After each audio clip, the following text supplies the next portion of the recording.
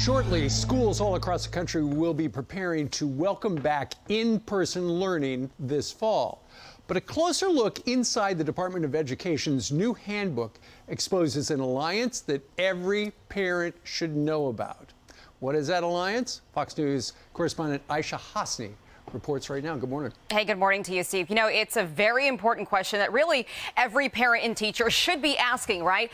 The money, where does it go? Well, some of the money we found out goes to tried and true programs to help kids back on their feet. But Fox News also found other dollars of that fund might go to activists who want to send white teachers to anti-racist therapy. After a turbulent year of protests and COVID lockdowns, America's children are heading back to school, and there could be new lessons to learn. President Joe Biden's American Rescue Plan authorized $122 billion to the Department of Education for state education agencies. 90% of that money will go to local school districts, which in turn must reserve at least 20% to address the learning lost during the last school year. The administration asks they do that by using evidence-based programs like summer learning and after-school activities.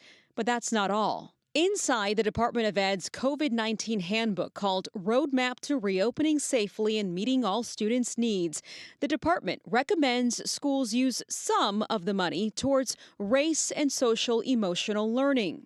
The manual offers a direct link to a group called the Abolitionist Teaching Network, who will help schools transform. Abolitionist Teacher Network, a network that is dedicated to not creating new schools or reimagining schools, but destroying schools that do nothing but harm Black and brown children. Dr. Bettina Love, an author and activist, created the Abolitionist Teaching Network in 2020 to develop and support educators to fight injustice within their schools and communities. If you don't realize white supremacy is in everything we do, then we got a problem. Love wants white teachers to undergo anti-racist therapy to stop them from what she calls spirit murdering Black and brown students. So one of the things that I bring to this work is a significant history of trying to trouble my own racial identity and trying to help other white teachers trouble their internalized white supremacy and anti-Blackness. We also found the group hired paid activists across the country whose job they say is going into schools to dismantle oppressive structures by mapping, canvassing, building groups and coalitions, creating media and propaganda. Education cannot save us. We must save education. I want us to be feared. For example, if teachers find school uniforms to be oppressive, ATN would send in their activists to help abolish them. You call us, we will fund an activist in residence, and he or she or they will find out how. They will do the research, they'll do all the organizing, teachers and parents show up, and we dismantle. And we hope to have hundreds of them around the country doing this work. Love has a history of making controversial statements on Twitter, like this tweet from 2020, in which she writes, "Mediocre, greedy, rich white men are killing us." It's unclear how the Department of Ed chose ATN as the resource for race and social emotional learning. Although Biden's Deputy Education Secretary, Cindy Martin, is an advocate of Bettina Love. Last fall, while she was still superintendent at San Diego schools, Martin invited Love to train teachers to stop spirit murdering Black students. And what's interesting is that there is a legal disclaimer from the Department of Ed that says any resources or links they do offer, quote, do not necessarily reflect the positions or policies of the department. We did reach out to the department and ATN, but have not heard back from either. Steve? All right. Aisha, thank you very much. Very interesting stuff. Join us right now. First time we've had somebody in studio on the couch with us in over a year, Lawrence Jones. Lawrence, good morning to you. Thanks, guys. I know that's a lot for you guys to process. Our investigative team has been working on this for weeks. It's very fascinating detailed. because everybody wants to reopen the schools. And so the government has put out this handbook on how to do it. But then tucked away, it says to help with race and emotional learning, they just mentioned this one group, the Abolitionist Teaching Network, which it sounds like has a connection to the Deputy Secretary of Education. That's exactly right. And ATN, you know, this is not a conversation about reform. The big question parents that are at home that are watching this package should ask themselves, are they okay with reforms, or do they want to be just like this group that want to burn down the system? And they said that specifically. They said that very specifically in the video. These are brilliant people. They know exactly what they're doing. And the big question as well, Brian, should activists be in the classroom?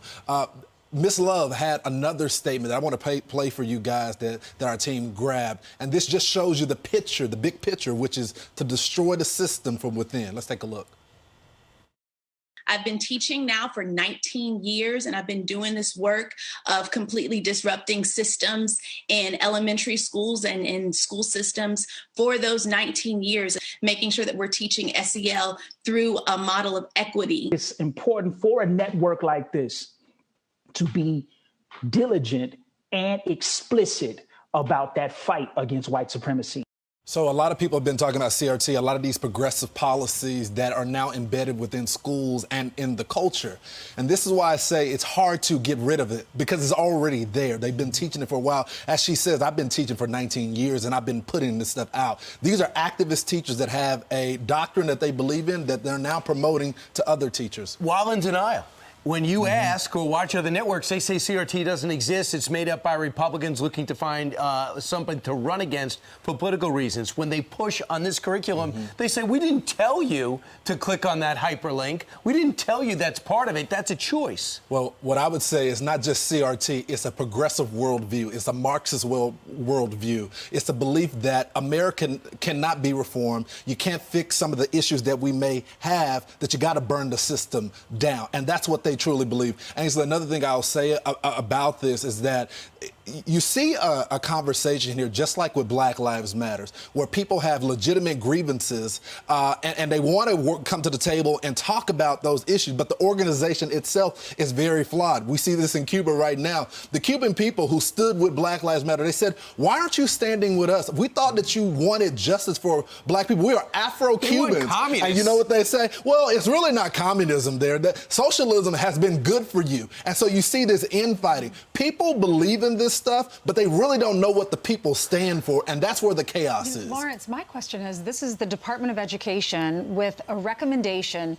for opening up our schools, talking about COVID, and then if you scroll through the email that I guess was sent out to 74,000 school districts, you scroll down to page 9, and then there's this section with that hyperlink, and you click on it, and it's to this organization. What does that have to do with reopening our schools? It doesn't, but they use race as a guide, and as Aisha correctly pointed out, they put at the bottom of the page. But look, this doesn't necessarily reflect our viewpoint. So why you put it in there? But why do you put? And that's the only link that gives them some sort of guidance.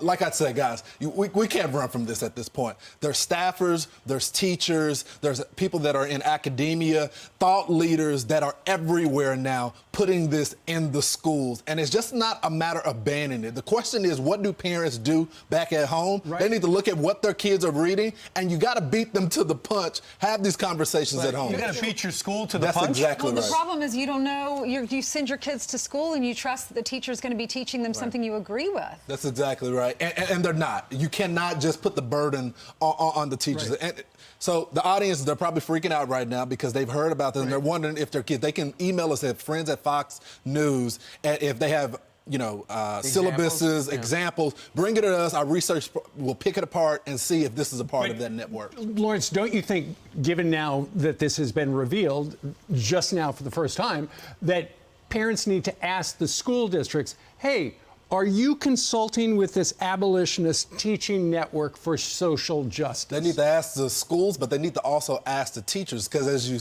see, this teacher said that I've been doing this for 19 years. So it's not a matter. You think we heard about CRT 19 years ago? Exactly. So these are people that are already there. They recruit these teachers. They teach them this philosophy. And again, I continue to say, reforms need to happen. But it's interesting enough, this group is anti-teachers, anti-school choice, but they're pro-teachers union. So this is the students who want to get an A, and the teachers want to keep their job. Yep. So do they have to go along with this? in order to keep their job, and they have to go along with this in order to get an A. And that's where they're going to need some help from the outside to help with the curriculum. Well, it's not just that, it's the kids as well. And as I reported on in Loudoun County, the kids aren't turning on the teachers, they're turning on their parents. The burden of proof is the parents now. The parents have to prove that this is wrong now. So that just shows you. Oh, my goodness. Thank you, Lawrence. Excellent job. Thanks, guys. Yeah, it's just the beginning. We'll continue to do this all morning. And we haven't heard from the Department of Education. Have they After multiple times reaching out to them over a period of weeks.